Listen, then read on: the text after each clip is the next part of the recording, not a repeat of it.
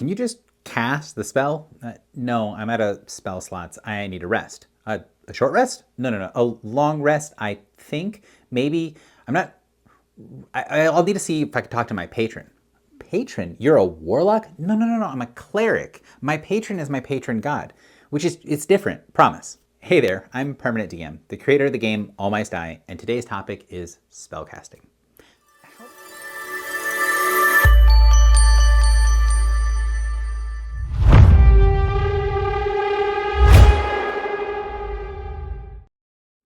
How does magic work in your game, in your world, at your table?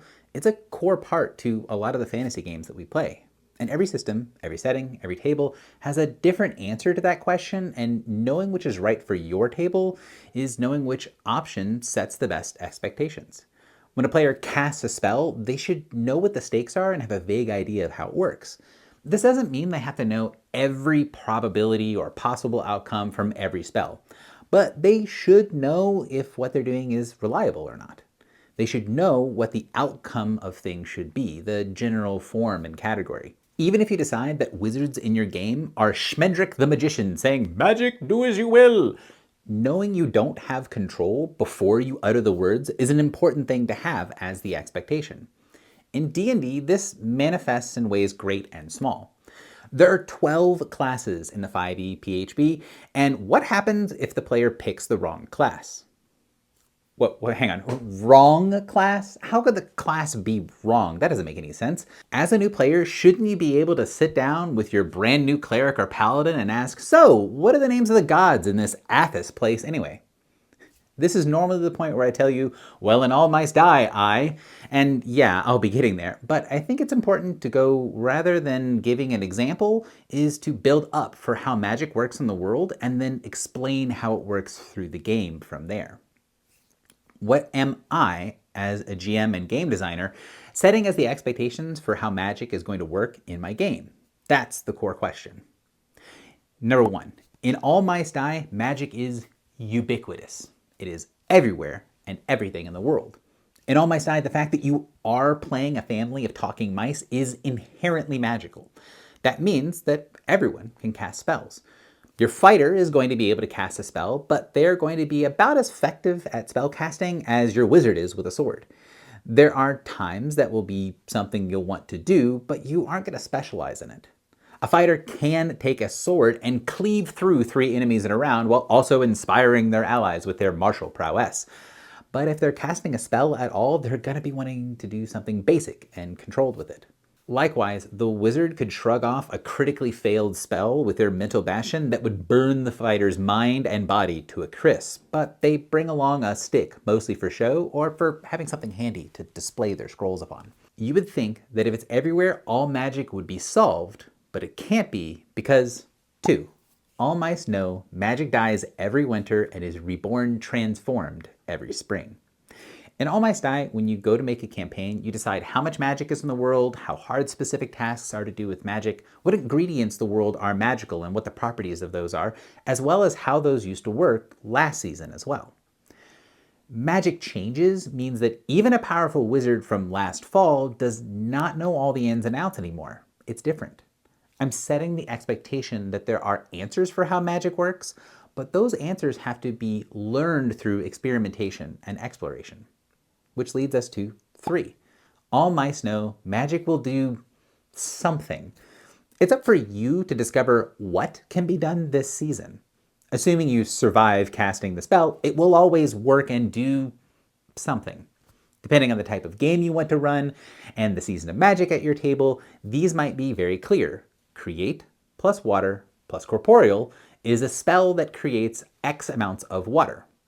But if you liked a softer magic system at your table, that might be just how you create water, but there's no spell there. You could do a lot of things with those pieces. Either way, magic has a formula, and that formula can be twisted to alter its costs and effects, which leads to point 4.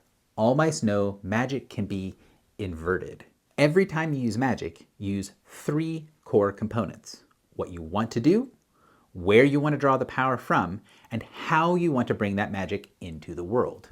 Your verb, your power, your manifestation. Each time you cast, you can flip one of these pieces to the opposite effect. Create becomes destroy. Water becomes fire. Corporeal becomes incorporeal.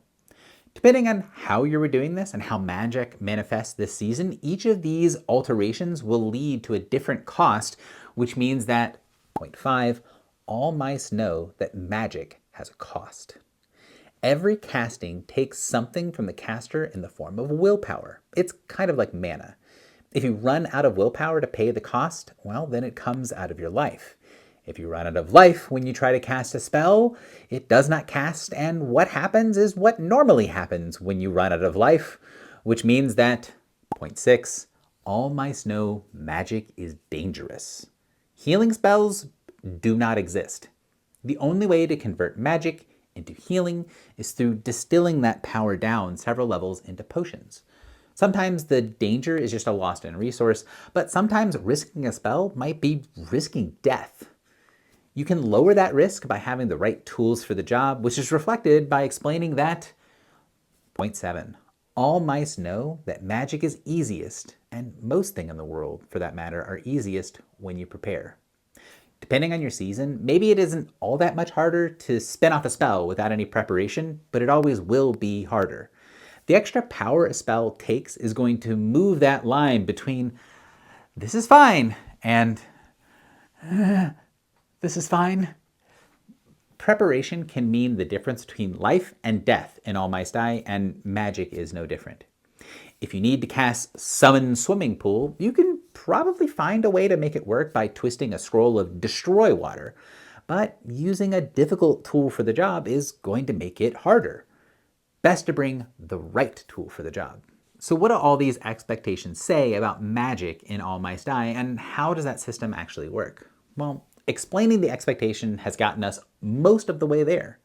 Running a campaign of All Mice Die starts with a series of prompts, like which of the core elements is the most prominent this season? Is it harder to change how you perform a spell or the goal you're trying to accomplish? Are there specific known spells, or is all magic up to your interpretation in the moment? Does magic bend towards order or towards chaos? To bind or not to bind, now that is the question. These prompts set up a chart which lets you customize and explore how you want magic to work. Making this chart pretty and evocative is one of the things I'm going to be using the Kickstarter stuff to improve, but for now it looks like this. These questions let you set the expectations for your players and customize what sorts of things you have as a GM to enjoy in a world and what things you're looking forward to having your players explore. The system even goes so far as to enable, disable, push, or pull specific spell categories or spell effects and types.